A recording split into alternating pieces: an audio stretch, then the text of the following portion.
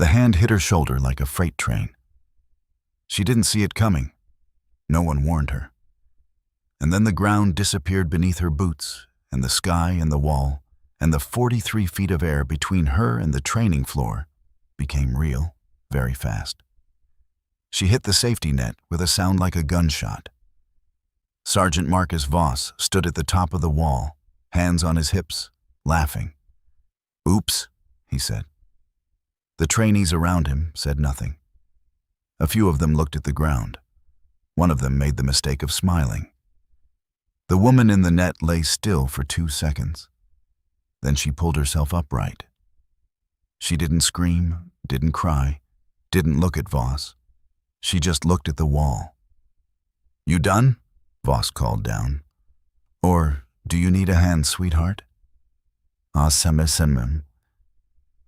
She said nothing, and that silence, that absolute, measured, unreadable silence, was the first sign that Sergeant Marcus Voss had just made the worst mistake of his career. Before we go any further, if this story already has your blood up, hit that subscribe button and stay with me until the very last word. Drop a comment telling me what city you are watching from. I love seeing how far these stories travel. Her name was Sarah Calloway, and she looked exactly like someone you would underestimate. 5'4", 132 pounds. Brown hair pulled into a tight bun that sat low at the back of her neck. She had the kind of face people forgot. Not plain exactly, but unremarkable. The sort of features that slid off memory like water off glass. She wore standard-issue training fatigues. No rank insignia. No unit patch on her shoulder. No name tape on her chest. She had arrived at Fort Brennan Combat Training Center and signed in under a civilian contractor classification, and she had said almost nothing to anyone since she walked through the gate. The women in her bunk room assumed she was administrative support. The male trainees assumed worse things. She ate alone. She drank water where others drank coffee. She sat in the back of every briefing with her notebook open and her pen moving and her eyes tracking everything in the room that was not the instructor. Sergeant Marcus Voss had noticed her on day 1. She had clocked Voss in the first 4 minutes. He was the kind of man who announced himself when he walked into a room. Broad-shouldered, loud-voiced, the sort of physical confidence that mistakes size for superiority. He ran the advanced combat obstacle course. He had been doing it for 6 years. He had a reputation for breaking people who did not belong. She watched his hands when he thought no one was watching. There were calluses in the wrong places for someone who spent their career running trainees through obstacle courses. Her eyes moved to his knuckles, then to the small scar beneath his left ear. It was the kind of scar that does not come from a training accident. She said nothing. She wrote something in her notebook and turned the page. It started on the 48th day, the way these things always start, with a man who had never been properly tested deciding he had the right to test someone else. Voss found her at the base of the wall climb during free access training hours. She was stretching, alone. He came with 2 of his instructors behind him like backup he hadn't asked for out loud, but had clearly arranged. "You're in the wrong place," he said. She looked up, said nothing. "Contractor access is Building C. This is active duty training territory." He crossed his arms. "I need you to relocate." "My clearance covers this facility," she said. Voss looked at his instructors. One of them smiled. "Clearance." He said the word like it was a punchline. "What division?" She went back to her stretch. He came back the following day. This time he waited until she was halfway up the wall, 12 feet up, moving clean and quiet and faster than most of the active duty trainees who had been watching. And he called up from below. "Hey, contractor." His voice was loud enough for the entire course to hear. "You're using improper grip technique. You're going to fall." She didn't stop climbing. "I'm talking to you." An edge in his voice now, something sharp underneath the authority of it. "Get down." She reached the top, stood, looked out over the course for 3 full seconds, then descended in 16 seconds flat, which was 6 seconds faster than the base record for that wall, a record held by a decorated Ranger sergeant. She knew the number because she had read the base record board the morning she arrived. She knew his name was on it.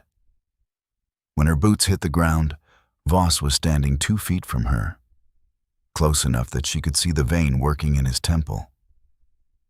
"Next time I tell you to stop," he said quietly, "you stop." Her jaw tightened once. He read it as fear. He was wrong. The 3rd day he came to the top of the wall. He hadn't climbed. He'd used the instructor access ladder on the far side because Voss did not climb walls he didn't have to. He came around the platform edge with his arms crossed and his chin up and that smile that had made 100 trainees hand in their paperwork and drive home. "Last chance," he said. "This course is closed to contractors today. I need you off this platform." "It's not on the closure list," she said. "I'm putting it on the list." Something moved through his eyes. Not anger exactly. Something smaller and uglier than anger. And then his hand came up and hit her shoulder, and the ground disappeared beneath her boots, and she was falling. She hit the safety net at 07:14 hours. By 07:16, the base medic had been called. By 07:20, she was sitting on a bench in the medical bay while Corpsman Reyes pressed carefully along her rib cage and watched her face for a reaction she was not going to give him. 2, maybe 3 fractured, Reyes said. He was 22 years old, dark eyes, careful hands. He had been watching her since she arrived at Brennan with the specific attention of someone who notices things that other people walk past. "You need to be off active training for at minimum 2 weeks. "No, ma'am, tape them." Reyes looked at her for a long moment. He was building the argument. She could see him building it. Then something in her stillness stopped him. Some quality of absolute finality in the way she sat there. And he reached for the medical tape without another word. Outside the window, she could see Voss on the parade ground talking to Colonel Hadfield, the base XO. Voss was relaxed, gesturing easily, smiling the particular smile of a man who had done this before, and gotten away with it before, and was not worried about today. She watched his hands move while he talked and thought about something her first handler had told her 8 years ago. In a safe house in Kandahar that smelled like diesel and burned bread. Master Chief Diane Pelletier, 61 years old, built like something poured from concrete and left to cure. She had sat across from Sarah in that dim room and said, "The moment someone wants you out of a room, that is the exact moment you plant your feet." Sarah pressed her hand flat against her side until the pain settled into something she could file away. She had 41 hours left. She had not been at Fort Brennan for 3 days. She had been here for 73 days. The contractor ID was cover. The bun, the plain face, the notebook, the way she sat in the back of every briefing, all of it was engineered, built, and maintained by the Defense Intelligence Agency, authorized at the 3-star level, compartmented above the base commander's clearance. Her actual rank was captain. Her actual unit was classified. Her actual file had a code word attached to it that 94% of active duty personnel would never encounter in a full career. She had spent 3 years, 2019 through 2022, embedded inside a GRU-linked intelligence network operating through Eastern Bloc intermediaries and 3 U.S. contractor firms. She had lived under a name that wasn't hers, in apartments that weren't hers, reporting to a handler she had met in person exactly twice. She had watched people die. She had made decisions at 0300 hours in cities she cannot name that she will carry in her body for the rest of her life. She had come home from that assignment 15 pounds lighter, with 2 cracked molars and a titanium plate in her left forearm that set off airport metal detectors. She had spent 4 months in a rehabilitation program that did not appear on any official medical record. And then she had come back. Because people like her always come back. Because the work does not stop needing to be done simply because the person doing it is tired. Fort Brennan was supposed to be simple. The DIA had flagged anomalous intelligence leaks originating from somewhere inside the base's advanced training program. Classified SEAL deployment schedules. Biometric data on 14 active operators. Training methodologies that were not supposed to exist outside 3 compartmented databases. Someone at Fort Brennan had been passing it out, methodical, patient, clean. Someone who understood tradecraft. Someone who knew precisely how to be invisible. Sarah had been sent to find them. She had found Voss on day 41. The phone was what confirmed it. A burner device stored behind a false panel in the rear wall of his locker, accessible through a seam she identified in 11 minutes. During a window she had manufactured by volunteering to assist with a logistics manifest discrepancy she herself had created 2 weeks earlier. She did not touch the phone. She photographed it through the panel gap with her own device and transmitted the images to her handler within the hour. His name was Garrett. She had never met him in person. He communicated in writing only and signed every message with a single initial. G came back in 4 hours.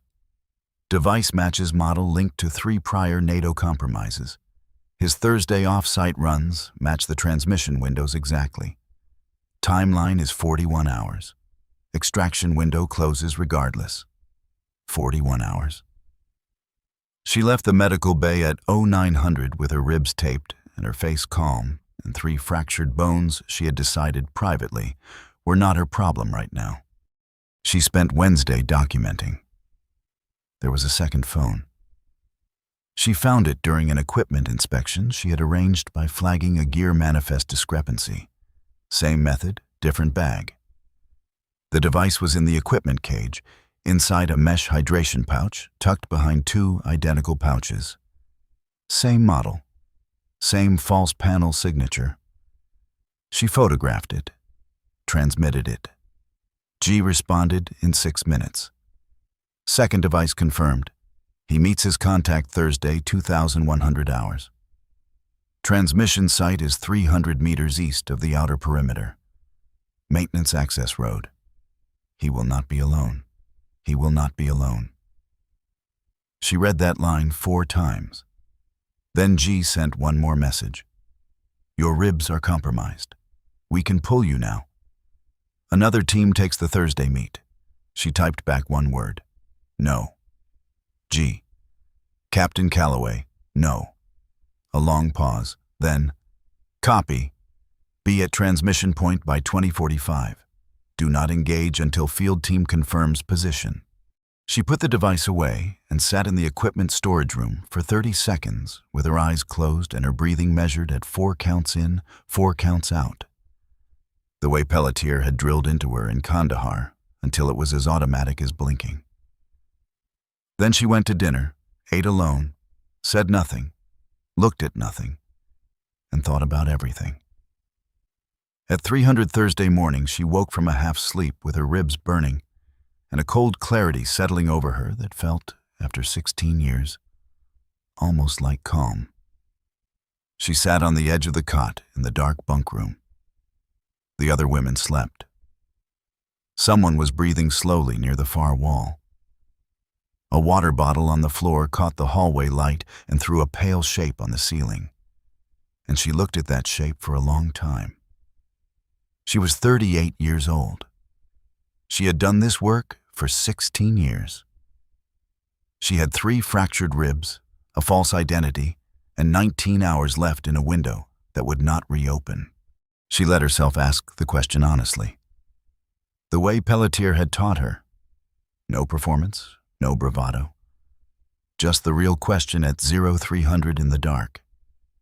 Can you finish this? The answer did not come as a voice. It came as a memory.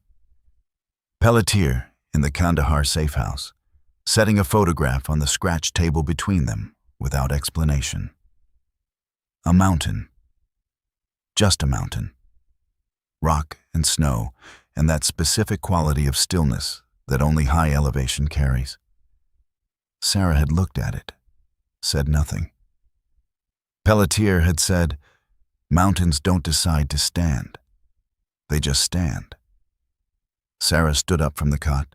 She moved to the window and looked out at the empty parade ground below, lit amber by 2 security lights.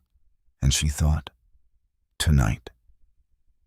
Then she went back to sleep for 3 hours and 40 minutes, because sleep was a tactical resource, and she was not going to waste it. Voss found her at 19:30 hours. She was at the outdoor equipment rack running a maintenance check on a climbing harness when she heard his boots on the gravel. She did not turn. "Heard you didn't file a report," he said. She kept working the buckles.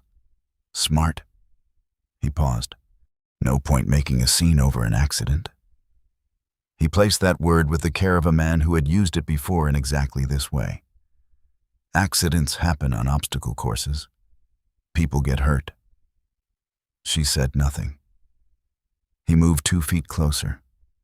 She could feel the weight of him in the space behind her. Some people just don't belong on certain equipment. It's a safety concern, for their own good. "Noted," she said. "Good." A longer pause. "Because I'd hate for there to be another accident." He walked away. She counted his footsteps until they faded completely. Then she counted her heartbeat back down from 141 to 67, which took 43 seconds. And she kept working the harness until every buckle was set correctly and every strap was right. And then she went inside and prepared for Thursday. She was in position by 20:47 hours. The transmission point was a maintenance access road, 300 meters east of the perimeter fence, reachable through a drainage channel that the base patrol rotations skipped on odd-numbered days. She had mapped the patrol gap 6 weeks ago and said nothing about it in her reports, because the gap itself was data. It meant someone on base had arranged it deliberately, and that kind of arrangement left fingerprints if you knew where to look. She was prone in the tree line, still as stone, when Voss arrived at 2054. He came in a civilian vehicle with its headlights off. A man got out of the passenger's side she had not seen before. 50s, civilian clothes, a build that came from a different kind of military than the paperwork in his wallet would claim.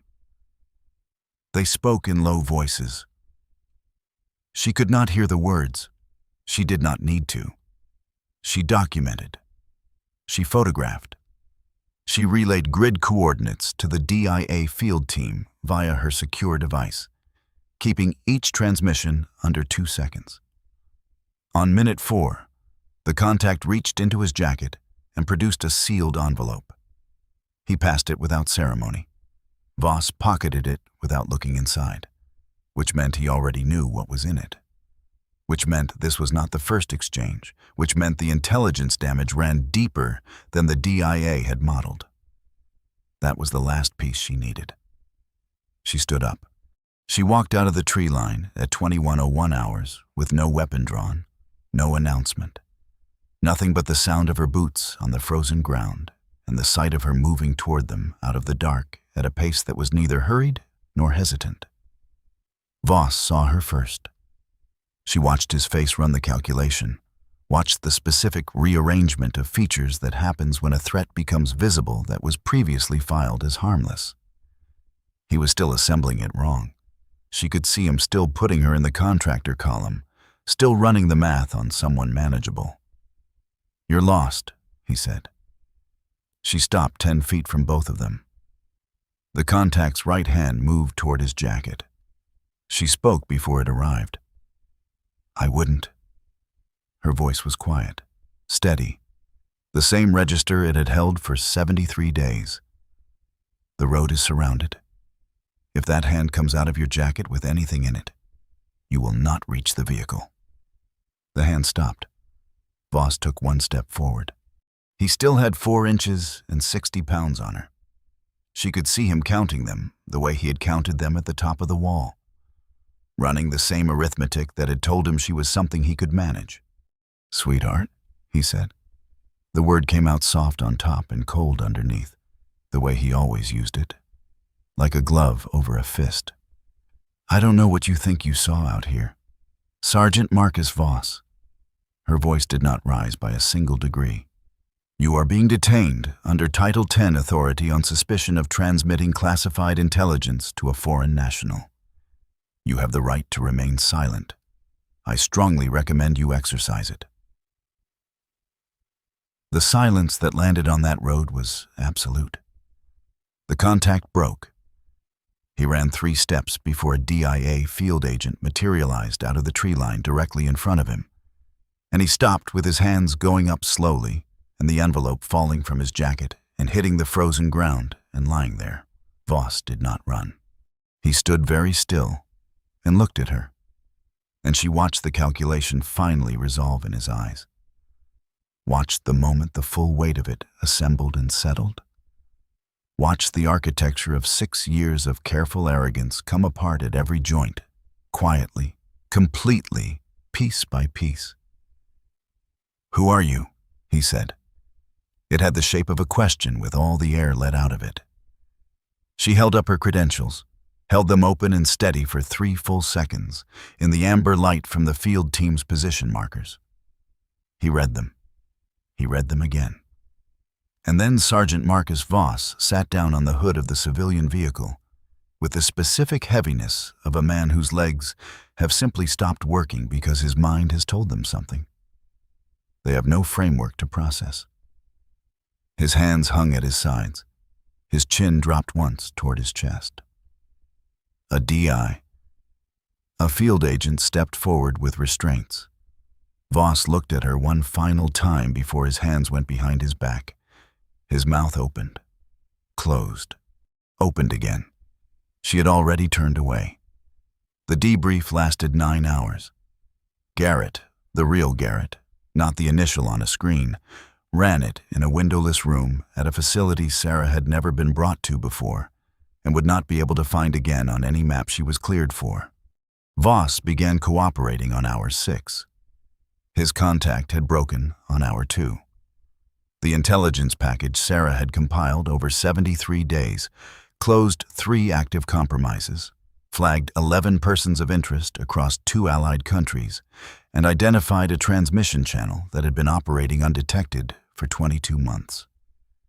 Colonel Hadfield was informed at 0600 the following morning. He sat across from her actual file for a long time before he spoke. She watched him read, watched his face move through the stages of a man absorbing information that rearranges everything he thought he understood about the last 3 months. "I didn't know," he said finally. "You weren't supposed to," she said. He was quiet for another moment. Then he rose from his chair, slowly, and came to attention. Full upright, eyes forward, and he held the salute for 4 full seconds, one longer than regulation required. She returned it. Then she picked up her bag. She flew home on a military transport that smelled like hydraulic fluid and cold metal. She took the window seat. She did not sleep. She watched the lights of the country she had spent 16 years protecting pass beneath the clouds in the dark below, city after city after city, each one lit up and quiet and entirely unaware. And she thought about Pelletier, and she said nothing, and she breathed steadily, and she let the dark hold everything it was supposed to hold. There are people who move through this world making noise, announcing themselves, demanding space, mistaking volume for strength and size for authority. And then there are people who move through this world quietly, doing the work that will never appear in any biography, in years that will never be counted in any public record, in rooms that do not exist on any official map. What Marcus Voss never understood, not until it was far too late to matter, was that the quietest person in every room he had ever walked into was also the most dangerous.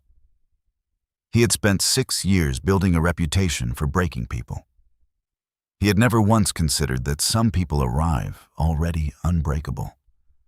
That some people have already survived things he could not imagine, in places he will never be cleared to know about, and came back anyway. Not because they had to, because they chose to.